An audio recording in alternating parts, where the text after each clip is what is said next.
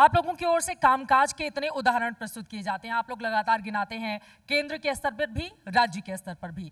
अगर राज्य में इतना कामकाज किया गया था तो चुनाव के ठीक पहले मुख्यमंत्री का चेहरा हरियाणा में क्यों बदलना पड़ गया? देखिए, ये हमारी रणनीति का हिस्सा है और ये हर राजनीतिक पार्टियां करती रहती है। इसका कोई चुनाव और उससे कोई संबंध नहीं रहता।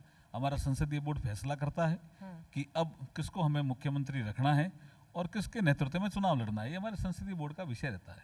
तो इस विषय में संसदीय बोर्ड का निर्णय आखिरी ही होता है। खट्टर साहब का चेहरा रहता तो आप लोगों के लिए ज्यादा मुश्किल होती, इस वजह से उनको हटाना पड़ गया। फिर केंद्र में लेकर काम ऐसा नहीं है कि खट्टर साहब का काम बोल रहा है जी। मैं तो खुद गांव में जा रहा हूं। मैं कल ही था, मुझे किसी ने कहा कि रोहतक के गांव में ये स्थिति है, ये स्थिति। मैं रोहतक के गांव में था, कल परसों था वहां, मैंने पूछा। लेकिन एक चीज तो बहुत जोरदार तरीके से रोजगार के अवसर पर बोल रहे हैं। बिना पर्ची और बिना खर्ची का जो खट्टर साहब ने काम किया वो बोला जा रहा है जी, वहां बोल रहे हैं लोग। तो हम तो इसलिए कह रहे हैं कि गुड गवर्नेंस और डेवलपमेंट, इसी पे ही हम चुनाव के मैदान में। लेकिन यहाँ पर बड़े बड़े दिग्गजों की आप लोगों की ओर से टिकट काट दिए गए। अब बताइए, आपके जो हरियाणा के प्रदेश अध्यक्ष हैं, आपने उनका भी टिकट काट लिया। बड़ी मुश्किल से तो वो 2500 वोट से पिछली बार जीते थे, इस बार उनको भी चुनावी मैदान में नहीं उतारा। तो ऐसे मनोबल पर असर नहीं पड़ेगा भारतीय जनता पार्टी के बड़े प्रदेश अध्यक्ष है, उनके नेतृत्व में चुनाव लड़ रहे हैं हम। बहुत मजबूत मनोबल के आदमी है मोहन जी। उनके नेतृत्व में चुनाव लड़ रहे हैं, वो प्रदेश अध्यक्ष हैं, वो सबको चुनाव लड़ा रहे हैं। लेकिन 10 सालों की ये जो सत्ता विरोधी लहर का सामना बीजेपी को यहां पर करना पड़ रहा है, उससे कैसे 2014 में जब आप लोग सत्ता में आए प्रचंड तरीके से, 19 में फिर आप लोगों को गठबंधन वाली सरकार बनानी पड़ी, 2024 के लोकसभा चुनाव में आप लोगों ने 5 उधर गई सीटें, 5 आप लोगों को मिली। तो अब ऐसा क्या हो जाएगा कि आपको लग रहा है कि बीजेपी अपनी सत्ता बचा पाने में यहां पर कामयाब रह जाएगी? इस चुनाव में कैसे शासन किया हुड्डा जी ने, ये चीजें बाहर आ रही है। मिर्चपुर कांड कोई भूला नहीं है। उनके परिवार के लोग किस तरह का आतंक मचाते थे, ये चीजें भी बाहर आ रही है। चौटाला परिवार के लोगों ने किस तरह से काम किया था, ये चीजें भी बाहर आ रही है। और उनके समर्थक शैलजा जी के साथ कैसा व्यवहार कर रहे हैं, ये चीजें भी बाहर आ रही है। ऐसा होता है क्या, एक सम्मानित नेता वो कांग्रेस में है और दलित समाज से है, महिला है, और हुड्डा जी के समर्थक उनको अपशब्द बोलते हैं, गाली देते हैं, तो दलित समाज कैसे सहन करेगा जी? कैसे सहन करेगा? कुमारी शैलजा का मुद्दा अब आप लोगों ने पकड़ लिया है। यहाँ पर थोड़ी देर पहले इसी कुर्सी पर बैठी थी जहां पर आप बैठे हुए हैं, उनकी ओर से कहा गया कि बीजेपी अपने लिए सुनहरे सपने नहीं देखे, उनके खून का एक एक कतरा वो कांग्रेस पार्टी के लिए है। नहीं, वो कांग्रेस में है। हम ये थोड़ी कह रहे हैं, वो तो कांग्रेस में है, लेकिन कांग्रेस में उनका अपमान हो रहा है ना। हम एक श्रृंखला गिना रहे हैं।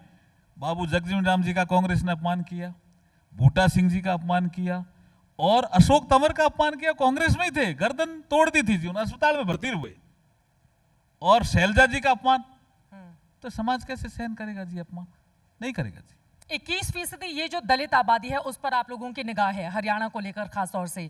लेकिन कुमारी शैलजा यहां पर दावा कर रही हैं कि देखिए, सरकार तो बनने वाली है कांग्रेस पार्टी की और बीजेपी ने कोई कामकाज 10 सालों तक नहीं किया है। उनका यह भी कहना है कि अभी इंतजार कीजिए, क्योंकि किसी का चेहरा अभी घोषित नहीं किया गया है कांग्रेस पार्टी की ओर से।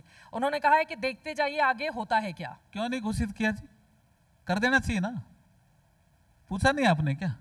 देखिए, मैं आपको निश्चित यहां कह रहा हूं कि कई बार सरकारें जब तीसरे टर्म में आती है तो लोग, जैसे मोदी जी अब तीसरे टर्म में आ रहे थे, तो भाई कैसे आएंगे, 2 टर्म हो गए, एंटी इनकम्बेंसी आए ना हम तीसरे टर्म में। जनता का जो न्यूट्रल वोटर है वो ये देखता है कि अच्छा काम कौन करता है, ईमानदारी से काम कौन करता है, सुशासन कौन दे सकता है, विकास किसके पीरियड में ज्यादा होगा। मोदी जी की तो सरकार है ही केंद्र में। अगर हरियाणा में बीजेपी की सरकार बनती है तो डबल इंजन की सरकार से स्पीड काम की तेज होगी। हरियाणा का मतदाता समझदार है जी, फैसला बीजेपी के पक्ष में ही करेगा। आप लोगों को ये स्पीड बढ़ाने में कितना वक्त लगेगा? 10 साल तो हो गए हैं आपके शासन को, अभी भी आपको लग रहा है कि नहीं और स्पीड देने के लिए जनता को दोबारा मौका देना चाहिए? नहीं, स्पीड तो बढ़ी है ना। आप हरियाणा में आप एक हमने डेटा कलेक्ट किया, अब दूसरे प्रदेशों का भी कर लेना। कोई गांव ऐसा नहीं है जिसमें 5 करोड़ से कम का काम हुआ है हरियाणा में। किसी और स्टेट का उठा लीजिए, कोई गांव ऐसा नहीं जो सड़क से नहीं जुड़ा। आप गवर्नेंस का हर कोई बिंदु उठा लीजिए, इतना शानदार गवर्नेंस दिया है।